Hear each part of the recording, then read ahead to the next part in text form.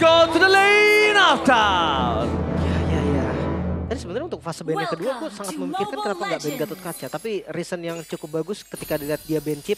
Oh I see, oke. Dia nggak mau adanya teleport ganking lagi. Iya, tapi lebih concern buat lawan berarti ya untuk mainin teleportasi, buat mainin range yang nggak butuh buat jalan sama sekali.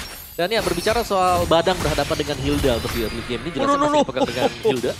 Lihat, di early mereka udah terlalu menerima damage terlalu banyak, Lim. Ya, Lunox versus Chusin. Untuk landingnya Lunox yang menang jauh. Yep. Karena Starlight Pulse-nya itu bakal unggul. Tapi beda kasus ketika Chusin ini ditemenin. Nah, itu akan beda lagi ceritanya. ya, karena Chusin powernya kalau dia berdua sebenarnya ya. Itu dia. Kalau buat satu dia masih kecil. Dan ya Chusin juga dengan nggak mengeluarkan mana sama sekali nih. Buat farming itu sebenarnya enak juga. Oh, itu nampaknya para pasukan dari tim Onyx. Mereka kali ini masih harus mundur ke arah belakang dan masih Warcry.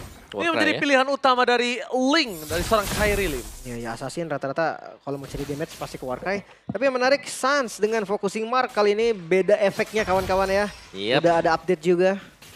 Dimana untuk focusing mark masih memberikan damage tambahan sebenarnya kan. Masih. Ada 6%. Tapi ada extra movement speed, nah ini dia nih. Itu yang dicari. Apalagi yang tadi sempat gue bahas juga kalau kayak focusing mark sama Granger. Itu lari Grangernya jadi enak banget, cepet banget itu. Oke. Dan ini tempo yang cukup pelan sedang dikendalikan oleh kedua tim ini. Tidak ada yang terburu-buru untuk bisa maju untuk melakukan team fight. Tapi untuk setup pertama kali, menurutku Onyx bakal jauh lebih ready sebenarnya. Karena mereka punya Chusin, mereka punya Hilda yang selalu bisa join juga di level 2 sebenarnya bisa tadi buat Ryotanya.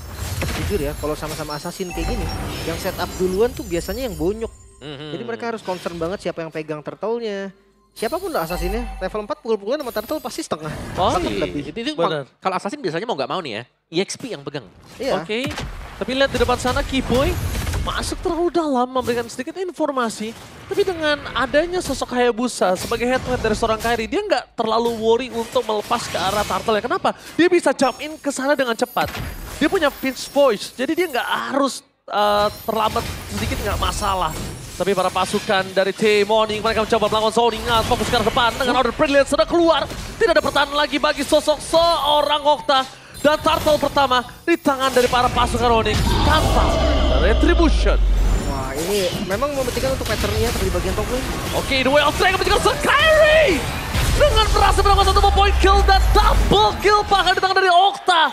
Kairi, dia nggak mengantisipasi pergerakan dari sosok seorang Mueza. Duel of Dragon. Tapi jangan lupakan, dengan damage Chaos Assault-nya dia langsung bisa instan di sana. Yap, nice follow up tadi yang masuk juga ya dari Mueza dan juga Okta tadi. Di mana mereka berhasil untuk bisa mendapatkan point kill. Tapi Dewa belum berakhir di sana, mereka masih mencoba untuk bermain agresif. Mereka masih melebihi bahkan di depan sana dari sosok seorang Sans membuat seorang Mueza sekatu maut. Tapi kondisinya nggak berhasil melakukan trigger terhadap Flicker. Ya. Udah lumayan sih sebenarnya ya. Pressure-nya nggak lepas juga. Nah, ini yang gue khawatirkan nih di XP-nya bakal berat banget karena paksa. Oke, Chaos Assault kembali lagi Riot dari depan sana dan bahkan tidak ada jalan untuk pulang. Point kill yang ketiga di tangan dari sosok seorang Okta. Perpasukan dari tim Onyx mereka kali ini agak harus sedikit memelankan dan mengendorkan permainan mereka. Ingat, Okta punya damage burst dan Keyboy sekalipun bisa dilahap ditelan bulat-bulat sama seorang Okta. Yap, apalagi sudah dapetin 3 point kill sekarang. Dan bicara soal Badang yang kena nerf ternyata hanya minor kalau memang ditemenin akan bisa menciptakan point kill. Di bagian topnya bagaimana Zorizo hampir melakukan full plating juga. Dan ini terhambat sebenarnya buat Ryotanya.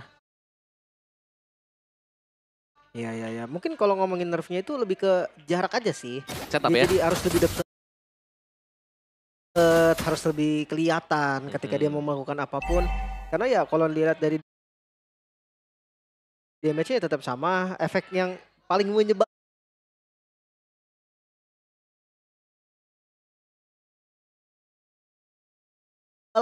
mini stun-nya juga masih sama.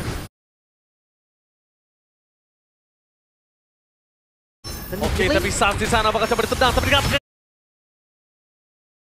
digagalkan oleh Keyboy. Satu point kill digagalkan dengan terapkan dia. Berhasil mundur ke dibalikin. belakang. Mundur dengan Zorizo, tapi nampaknya Sans dengan Crimson Dragon masih bisa selamat.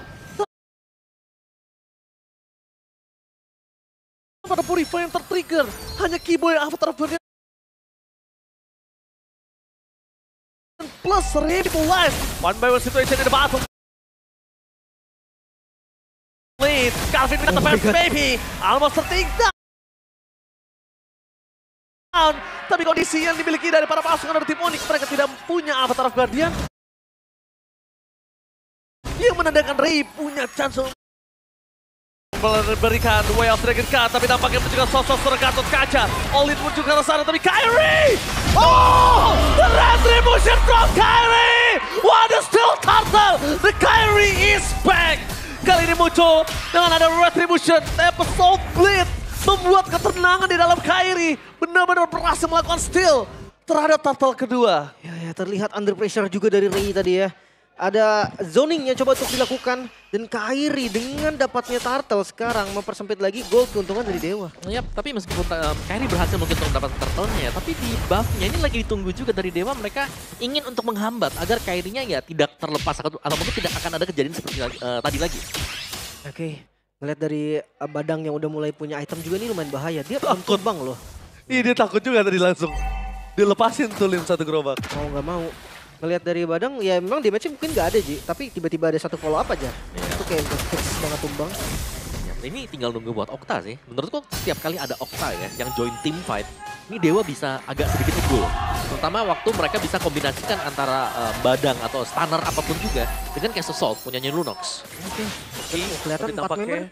Kondisi kali ini mereka harus agak sedikit prepare di arah bottom lane. 4 pemain dari para pasukan tim Onyx berhasil memukul mundur para pasukan dari tim Dewa.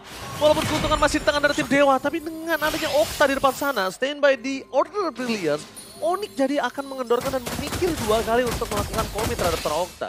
Sebenarnya agak ngerinya nanti. Wesa, jangan lupakan, dia udah punya Sky Piece dari Calvin Winata. Gak boleh ada 1 poin kill pun yang dikasih dari Muesa secara sia-sia, Lim. Gak boleh. Itu dia makanya. Tapi Council, mereka mau coba lagi cari. Dan ya itu dia, Onyx mereka ngebiarin aja setup yang dilakukan oleh Dewa. Gue lumayan khawatir ke mid game-nya sih. Dengan 2 source damage magical besar, Arit dan juga Lunox. Radiant Athena ini bisa jadi solusi banget. Radiant Athena menjadi solusi Om Wawah. Iya, tapi aku ngeliatnya yang lain lagi sih, lebih ke junglernya juga ya.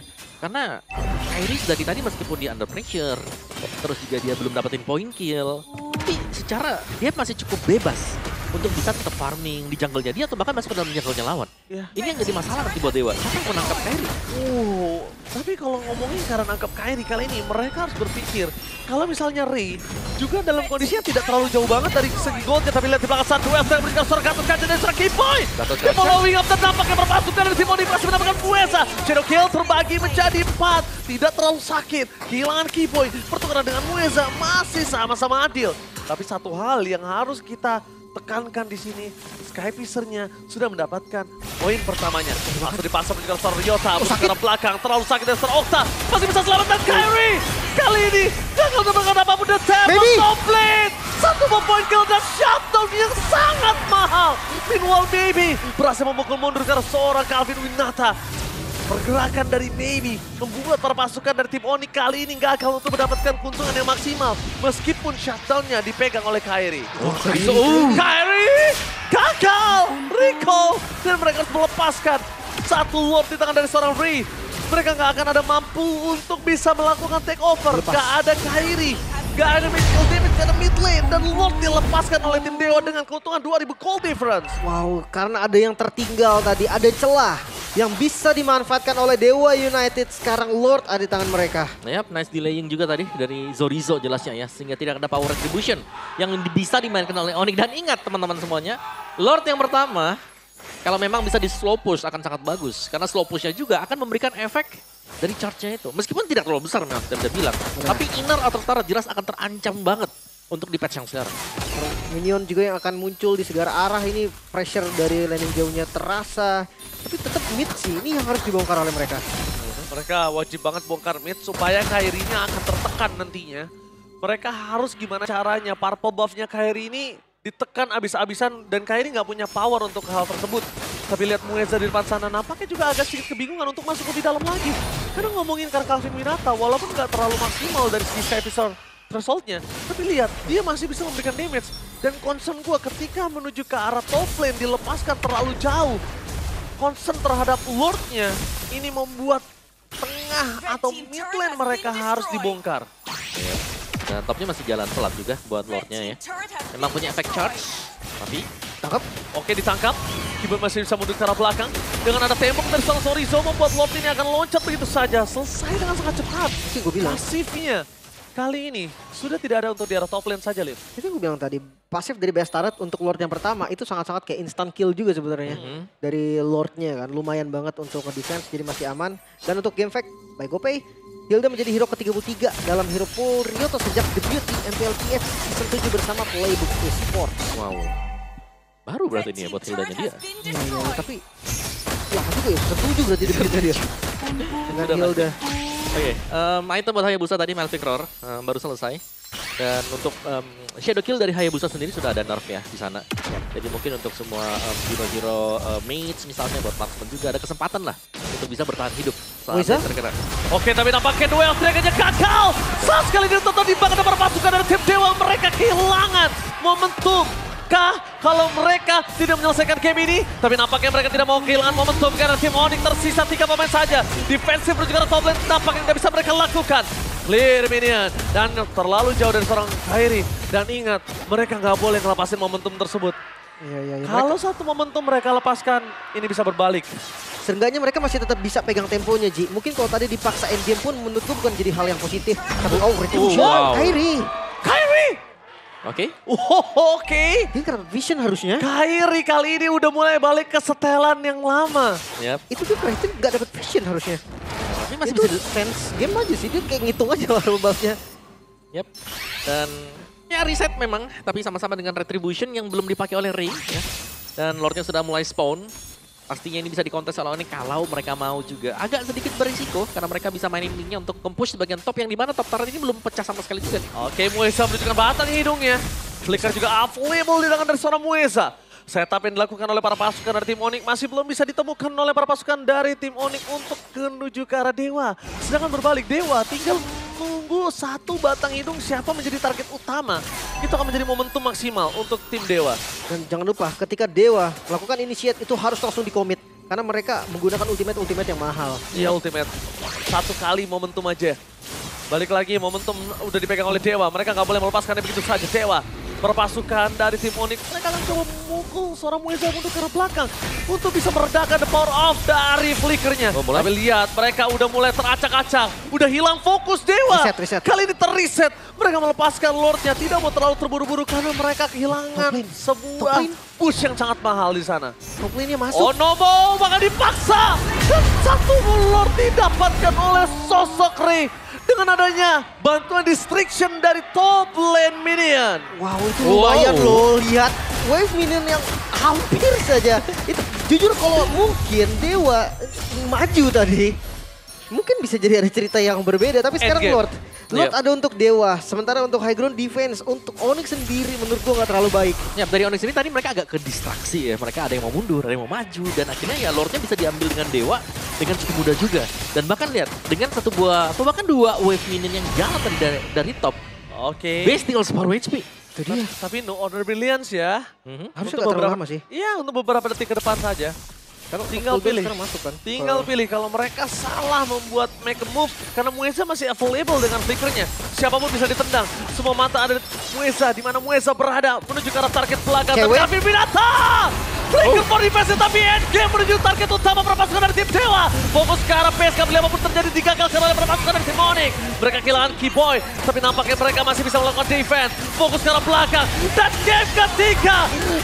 Israel! Onyx! Benar-benar belum mampu untuk memenangkan game ini dengan 2-0 tanpa balas.